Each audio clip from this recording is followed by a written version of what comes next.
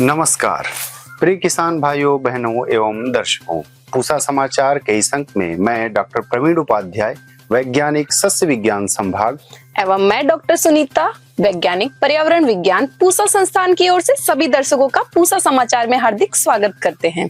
आज हम दर्शकों को बाजरा की उन्नत किस्मों सहित अन्य समसामयिक कृषि क्रियाओं तथा फसल विविधीकरण की तकनीकी जानकारी देंगे। आगे बढ़ने से पहले आप सभी से अनुरोध है कि हमारे संस्थान के चैनल को आप जरूर सब्सक्राइब करें और बेल आइकन दबाना न भूलें, ताकि हमारे YouTube चैनल पर अपलोड किए गए सभी वीडियो के नोटिफिकेशन आप तक शीघ्र पहुंचे। खरीफ फसलों में बाजरा एक महत्वपूर्ण फसल है। बाजरा में पोषक तत्वों की भरपूर मात्रा होती है। साथ ही किसान भाई कम वर्षा वाले क्षेत्रों में भी इस फसल में अच्छी उपज ले सकते हैं। कई किसान भाइयों ने बाजरा की उन्नत किस्मों सहित अन्य समसामयिक कृषि क्रियाओं की विस्तृत जानकारी मांगी है, जिसे विस्तार से बता रहे हैं हमारे पूसा संस्थान के विशेषज्ञ डॉक्टर SP सिंह। वर्षा आधारित क्षेत्रों के लिए बाजरा हमारे देश की एक प्रमुख फसल है और बाजरे के अंतर्गत लगभग 50% एरिया राजस्थान राज्य के अंतर्गत आता है।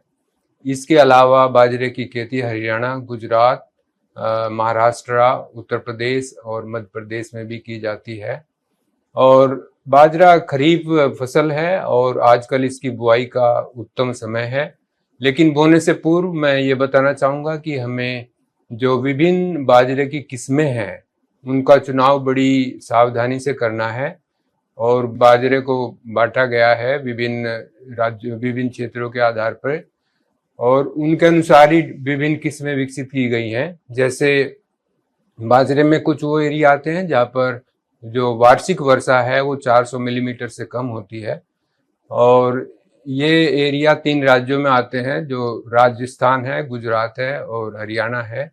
और इन एरिया के लिए वो किस्में विकसित की गई हैं जो जल्दी से पकने वाली होती हैं। ये किस्में 75 दिन से पहले पक जानी चाहिए। और दूसरा जो क्षेत्र है वो ए जोन होता है और ए जोन में हमारे नॉर्थ इंडिया के 7 राज्य आते हैं, जिसमें हरियाणा है, गुजरात है, राजस्थान है, उत्तर प्रदेश है, यूपी है, दिल्ली है और एवं पंजाब है। और इन 7 राज्यों के वो क्षेत्र आते हैं जहाँ पे वार्षिक वर्षा 400 मिलीमीटर से अधिक होती है। तो इस क्षेत्र के लिए जो किस्में हमें चाहिए वो मध्यम अवधि में पकने वाली होनी चाहिए और जनरली जो किस्में लगभग 80 दिन में पक जाती हैं वो इन क्षेत्रों के लिए उपयुक्त पाई जाती हैं। तीसरा हमारा जो जोन है जिसमें बाजरा ग्रो करते हैं वो बी जोन है और बी जोन में हमारा महाराष्ट्र आता है, आंध्र प्रदेश है, तेलंगाना है, कर्नाटक है, तमिलनाडु है। और बी जोन में जो एनुअल रेनफॉल है वो 400 मिलीमीटर से अधिक होती है। तो मैं किसान भाइयों से ये अनुरोध करूंगा कि वो जोन के अनुसार अपनी किस्में चुनाव करें। जैसे पूसा संस्थान ने A1 जोन के लिए हमारी एक पूसा कंपोजिट 443 है और ये 443 लगभग 75 से 76 दिन में पक जाती है और 22 से 23 क्विंटल प्रति हेक्टेयर इसकी उपज है। 443 जो सभी हमारे लगभग 5 रोग लगते हैं बाजरे में, जो डाउनी मिल्ड्यू है, ब्लास्ट है, रस्ट है, अर्गट है, स्मट है, तो इन 5 रोगों के लिए ये अवरोधी भी है। सो इन 7 राज्यों के लिए हमारे किस्में पूसा कंपोजिट 701 जो इन राज्यों के लिए विकसित की गई है और पूसा कंपोजिट 701 की जो उपज है लगभग 25 से 26 क्विंटल प्रति हेक्टेयर है और ये 78 से 79 दिन में पक जाती है। और ये किस्म भी हमारी पूरे जो 5 रोग हैं जो बाजरे में लगते हैं उनके लिए अवरोधी है। तीसरा जो हमारा बी जोन है, बी जोन के लिए भी हमने एक किस्म विकसित की है जो पूसा कंपोजिट 612 है और पूसा कंपोजिट 612 महाराष्ट्र के लिए है, ये फिर तमिलनाडु के लिए है, आंध्र प्रदेश के लिए, तेलंगाना के लिए, कर्नाटक के लिए है। इसकी उपज लगभग 27 से 28 क्विंटल प्रति हेक्टेयर है और 5 जो बीमारियां हैं इस किस्म में भी नहीं लगती हैं।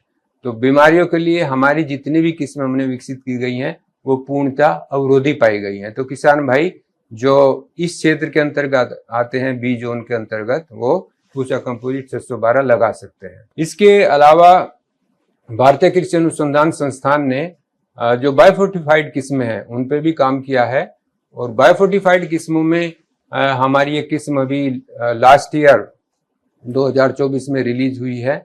इसमें पूसा ये 1801 है और इसकी जो औसत उपज है 33 से 34 क्विंटल प्रति हेक्टेयर है। इसकी जो मैच्योरिटी है, जो परिपक्वता है, वो लगभग 84 दिन है, और यह किस्म भी जो पूरे 5 रोग हैं बाजरा के उन सब के लिए अवरोधी पाई गई है ऑल इंडिया टेस्टिंग में। और इसकी एक विशेषता और भी है कि ये इसमें हाई आयरन है, लगभग 70 ppm आयरन की मात्रा होती है और 57 ppm इसमें जिंक भी है। तो विशेषकर उन क्षेत्रों के लिए जहाँ पे पोषण की समस्या है उनके लिए ये बड़ी उपयुक्त है, और जो माल या कुपोषण के जो शिकार जो पॉपुलेशन है उसके लिए ये बहुत लाभदायक हो सकती है। इसके अलावा मैं ये बताना चाहूंगा कि आजकल इसका बुआई का सीजन चल रहा है बाजरे का, और बाजरे की जो बुआई है बहुत ही उत्तम समय है। जून का आखिरी सप्ताह सबसे बुआई के लिए अच्छा होता है, और जुलाई का प्रथम सप्ताह। तो जून के अंतिम सप्ताह से और जुलाई के प्रथम सप्ताह तक इसकी बुआई बाजरे की जा सकती है। बाजरे की जो बीज दर है लगभग 1.5 से 2 किलो प्रति एकड़ होती है, और यदि हमें वैरायटी का हमने अच्छी तरीके से चुनाव किया है, बीज को वो सीड ट्रीटमेंट भी हम दे सकते हैं। जैसे डाउनी मिल्ड्यू एक बीमारी यदि आती है, यदि हमारी किस्म अवरोधी नहीं है, तो उसमें हम इसका सीड ट्रीटमेंट मेटालैक्साइल 6 ग्राम दवाई से पर केजी के हिसाब से कर सकते हैं, तो ये डाउनी मिल्ड्यू की बीमारी को रोकेगा। ऑल्दो हमारी मोस्ट ऑफ दी जो किस्में हैं वो डाउनी मिल्ड्यू और सभी रोगों के प्रति अवरोधी है। दूसरी मेन बात यह है कि ज्यादातर हमारे जो किसान भाई हैं वो छिटकवा विधि से बाजरे की सोइंग करते हैं। तो मैं यहाँ पे ये बताना चाहूंगा कि किसान भाइयों को छिटकवा विधि से बाजरे की सोइंग ना करके लाइन में सोइंग करनी चाहिए, क्योंकि लाइन से लाइन की जो दूरी है लगभग हम 50 से 60 सेंटीमीटर रखते हैं। पौधे से पौधे की दूरी 10 से 15 सेंटीमीटर होती है। लाइन में बुआई करने के 2 मुख्य फायदे हैं। एक तो ये है कि लाइन में यदि हम बुआई कर रहे हैं, रिज पे यदि हम लाइन में बुआई कर रहे हैं, तो उसमें यदि बुआई के तुरंत बाद बारिश हो जाती है तो कभी कभी क्या ज्यादातर ये होता है कि अंकुरण पर प्रभाव पड़ता है। तो किसान भाई यदि रिज पे लाइन में सोइंग करेंगे तो बारिश यदि बुआई के तुरंत बाद भी हो जाती है तो भी अंकुरण पे प्रभाव नहीं पड़ेगा। एक तो सबसे बड़ा इसका लाभ ये है। दूसरा लाभ ये है कि जो इंटरकल्चर कल्टीवेशन हम ट्रैक्टर के द्वारा भी लाइनों के बीच में कर सकते हैं यदि हमने लाइन में सोइंग की है, तो ये भी इसका बहुत बड़ा फायदा है। तीसरा फायदा ये है कि प्रति यूनिट जो एरिया है उसमें हमें पौधों की जो संख्या, निश्चित संख्या है, वो हम निश्चित रूप से मेंटेन कर सकते हैं यदि हम लाइन में सोइंग करेंगे। इसके बाद प्रमुख बात यह है कि हम खरपतवार नियंत्रण पे बाजरे में बहुत ध्यान दें, क्योंकि जो प्रथम बुआई के प्रथम जो 30 दिन है उसमें हमारी जो फसल है वो खरपतवार नियंत्रण और खरपतवार से मुक्त होनी चाहिए। इसके लिए किसान भाई कर सकते हैं कि बुआई के समय वो एक वीडीसाइड आता है एट्राजीन, और ये अंकुरण से पूर्व हम इसका छिड़काव करते हैं एट्राजीन का। तो बुआई के तुरंत बाद 1 किलोग्राम एट्राजीन एआई के हिसाब से हम प्रयोग कर सकते हैं प्रति हेक्टेयर 400 से 500 लीटर पानी में घोल के। तो इससे जो प्रारंभिक अवस्था है फसल की, पहले जो 15 दिन है उस तक वीड नहीं आ पाएगा। उसके बाद 15 दिन के बाद हम एक यदि इंटरकल्चर या कोई वीडिंग कर देंगे खुरपी से, तो उससे भी खरपतवार नियंत्रण में हमें बहुत मतलब सावधानी बरतनी चाहिए और खरपतवार नियंत्रण हो जाएगा। तो इससे एक अच्छी उपज इंश्योर हो जाती है यदि हमने पहले जो 30 दिन है उसको खरपतवार से मुक्त रखा है खेत को। इसके बाद जो जनरली हमें जो फर्टिलाइजर्स हैं उसमें लगभग 80 किलोग्राम नाइट्रोजन की आवश्यकता होती है बाजरे में, और 40 किलोग्राम फास्फोरस की आवश्यकता होती है, और 40 किलोग्राम पोटाश की आवश्यकता होती है। हालांकि हमें ये एक जनरल रिकमेंडेशन है, लेकिन हमें अपनी सोयल या मिट्टी की जांच कराने के बावजूद ही हमें डिसाइड करना चाहिए कि कितना हमें उसमें यूरिया डालना है और कितना उसमें एनपीके डालना है। तो इन सब चीज़ों का, खाद का जो वितरण है वो सोयल की जांच के बाद ही हमें डिसाइड करना चाहिए। इसके अलावा यदि कोई उसमें इंसेक्ट वगैरह या इंसेक्ट पेस्ट जनरली बाजरे में वैसे नहीं लगता है, और जनरली जितनी भी हमारी किस्में हैं सारी वो रोग रोधी हैं। यदि इन तरीकों से हम बाजरे की खेती करेंगे तो हमें निश्चित ही अधिक उपज मिलेगी और हमारे जो किसान भाई हैं उनको चारा भी मिलेगा और दाना भी मिलेगा। धन्यवाद। आजकल कई किसान फसल विविधीकरण यानी क्रॉप डाइवर्सिफिकेशन को अपना रहे हैं, जो कृषि की एक ऐसी प्रणाली है जिससे मृदा स्वास्थ्य एवं जलवायु परिवर्तन से जुड़े कई जोखिमों को कम किया जा सकता है। फसल विविधीकरण में कौन कौन सी फलों, सब्जियों एवं दलहनी फसलों को शामिल किया जा सकता है, इसकी विस्तृत जानकारी हमारे पूसा संस्थान के विशेषज्ञ डॉक्टर एसएस राठौर जी दे रहे हैं। इन क्षेत्रों में जहाँ पर की वार्षिक बरसात 50 सेंटीमीटर से कम होती है, जल संसाधन सीमित होते हैं, वहाँ पर ऐसी हम फलदार वृक्षों का चुनाव करते हैं जिनकी जल मांग बहुत कम होती है, जिसमें मुख्य रूप से आप देखेंगे तो करोंदा, आंवला, फालसा, मोरिंगा जिसे हम सहजन भी बोलते हैं, इसके साथ में अनार और अमरूद भी है। इन फलदार वृक्षों को हम लगाते हैं और 3-4 साल में इनमें फलों का आना शुरू हो जाता है, इनकी कैनोपी का काफी विकास हो जाता है। तो इनके बीच में जो जगह होती है, करीब 2 फलदार वृक्षों के बीच की जगह करीब 4 से 5 मीटर की हम रखते हैं। तो इस 5 मीटर की जगह को हम बोलते हैं अलेज या रास्ते। तो इन अलेज में हम फसल विविधीकरण के माध्यम से मौसमी फसलों को समावेश करके और अधिक उत्पादन ले सकते हैं। लेकिन मौसमी फसलों का जब चुनाव करते हैं तो हमें ध्यान देना होगा कि ऐसी फसलों का चुनाव करें जो कि पूरक का काम करें, उनमें प्रतिस्पर्धा बहुत कम हो, आपस में भी और फलदार वृक्षों के साथ भी। इसके लिए हम दलहनी, तिलहनी और सब्जी वाली कुछ फसलों का चुनाव कर सकते हैं। दलहनी फसलों में अगर हम बात करें, जो अभी मानसून का मौसम होने वाला है, बरसात का सीजन होने वाला है, तो अभी हम इस समय खेत तैयार करके जैसी बरसात होती है तो मूंग की बुवाई कर सकते हैं। मूंग की बुवाई करने के लिए जैसे 12 से 15 किलोग्राम बीज प्रति हेक्टेयर के लिए पर्याप्त रहता है। और इसकी कुछ किस्में जैसे कि पूसा 9231, पूसा विशाल, विराट, IPM 0203, ये कुछ ऐसी किस्में हैं, इनको लगाते हैं तो इनकी जो फसल अवधि होती है करीब 55 से 65-70 दिन की होती है और 10 से 12 कुंटल तक आपको पैदावार मिल सकती है। मूंग की अगर बात करें तो बाजार में इसका भाव भी अच्छा मिल जाता है। और मूंग साथ में एक दलहनी फसल भी है जो कि नाइट्रोजन को भूमि में स्थिरीकरण करती है, जिससे कि भूमि की उर्वरा शक्ति में वृद्धि होती है और फलदार वृक्ष और उनकी बढ़वार भी अच्छी होती है, आगे चल के उनमें भी फलन अच्छा होता है। इसके साथ में हम लोबिया इसको भी लगा सकते हैं। लोबिया की अगर हम बात करें तो इसमें पूसा सुकोमल, पूसा धारानी बहुत अच्छी किस्में हैं, जिनमें करीब 40-45 दिन में हमको हरी फलियां प्राप्त होना शुरू हो जाती हैं, जो सब्जी के बहुत काम में आती हैं।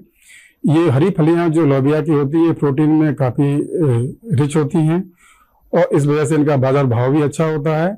और एक क्रॉप से, एक फसल से लोबिया से करीब 6 से 7 टन तक हरी फलियों का हम उत्पादन ले सकते हैं।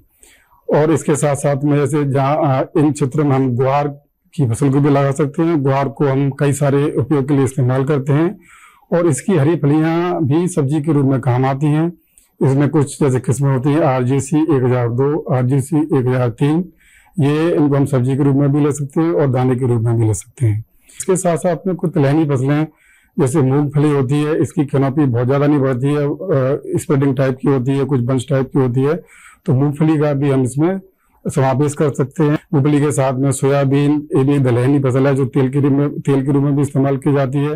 पानी को हम संरक्षित कर लेते हैं, भंडारण कर लेते हैं। तो रबी के मौसम में सरसों जो जल्दी पकने वाली किस्में होती हैं, जैसे पूसा सरसों 26, पूसा सरसों 28, और आलू भी जैसे कि ये कुपरी चिप्स होना, इनको अगर लगाते हैं तो ये देखा गया है कि 1 हेक्टेयर में किसान भाई 2 से लेकर 2.5 लाख रुपए नेट इनकम, शुद्ध लाभ प्रति हेक्टेयर से कमा सकते हैं। पूसा समाचार में अब समय है पूसा व्हाट्सएप सलाह सेगमेंट का, जिसमें हम आपके खेती किसानी से जुड़े प्रश्नों का समाधान बताएंगे। हरियाणा से कृष्ण कुमार तोमर जी ने फूल गोभी में रोग की समस्या बताई है। आपकी फसल में कवक जनित स्टॉक रॉट और जीवाणु जनित सॉफ्ट रॉट रोग के संयुक्त संक्रमण के लक्षण हैं। इन दोनों बीमारियों की संयुक्त रोकथाम के लिए कटाई से 10 से 15 दिन पहले रीडोमिल 30 ग्राम और स्ट्रेप्टोसाइक्लिन 1.5 ग्राम प्रति 15 लीटर पानी के हिसाब से छिड़काव करें। प्रयागराज उत्तर प्रदेश से निर्भय सिंह जी ने आम में रोग की समस्या बताई है। आपकी फसल में एंथ्रैक्नोज रोग की समस्या आ रही है। इसके समाधान हेतु कॉपर ऑक्सीक्लोराइड की 600 ग्राम मात्रा 200 लीटर पानी में घोल बनाकर 1 एकड़ में छिड़काव करें। हरियाणा से प्रदीप कुमार जी ने आम के बोर के काले पड़ने की समस्या बताई है। आपकी फसल में पाउडर मिल्ड्यू रोग का प्रकोप हुआ है।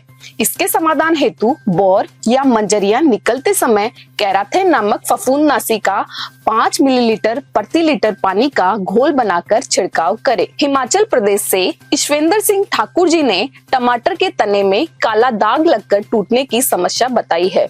आपकी फसल में फफूंद जनित रोग का प्रकोप हुआ है।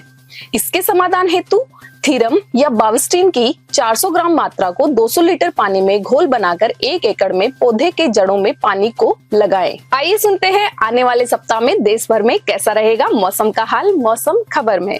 भारत मौसम विज्ञान विभाग द्वारा दिए गए मौसम पूर्वानुमान के अनुसार 29 जून से 3 जुलाई के दौरान पूर्वोत्तर भारत, पश्चिम बंगाल, सिक्किम, तटीय कर्नाटक, कोंकण, गोवा में, मध्य महाराष्ट्र के घाट क्षेत्र, गुजरात राज्य में कुछ स्थानों पर भारी बारिश की संभावना है। उत्तर पश्चिम भारत, मध्य प्रदेश, विदर्भ, छत्तीसगढ़, गांगई पश्चिम बंगाल, बिहार, झारखंड, उड़ीसा, तटीय आंध्र प्रदेश, यनम, तेलंगाना, आंतरिक कर्नाटक, अंडमान निकोबार द्वीप समूह में कुछ स्थानों पर गरज और बिजली के साथ वर्षा की संभावना है। केरल, माहे, लक्षद्वीप में कुछ स्थानों पर हल्की से मध्यम वर्षा की संभावना है। प्रिय किसान भाइयों, बहनों एवं दर्शकों, आशा करते हैं पूसा समाचार का यह अंक भी आपकी खेती किसानी से जुड़ी समस्याओं के समाधान में जरूर सहायक होगा। आप सभी दर्शकों से निवेदन है कि ज्यादा से ज्यादा संख्या में हमारे संस्थान के चैनल को सब्सक्राइब करें और पूसा समाचार के हर अंक का लाभ उठाएं। हमारे फेसबुक पेज और ट्विटर हैंडल को भी जरूर फॉलो करें। कृषि से जुड़ी समस्याएं या अधिक जानकारी हेतु हमें दिए गए नंबर पर व्हाट्सएप करें और अपना नाम एवं पता अवश्य लिखें। आपके सुझावों और प्रतिक्रियाओं का हमें हमेशा इंतजार रहता है। कृषि की दिशा में यदि लाने हो नवाचार तो देखते रहिए हमारा साप्ताहिक कार्यक्रम पूसा समाचार। कुछ नए विषयों पर नई जानकारी लेकर हम फिर हाजिर होंगे अगले शनिवार। तब तक के लिए दीजिए इजाजत। नमस्कार।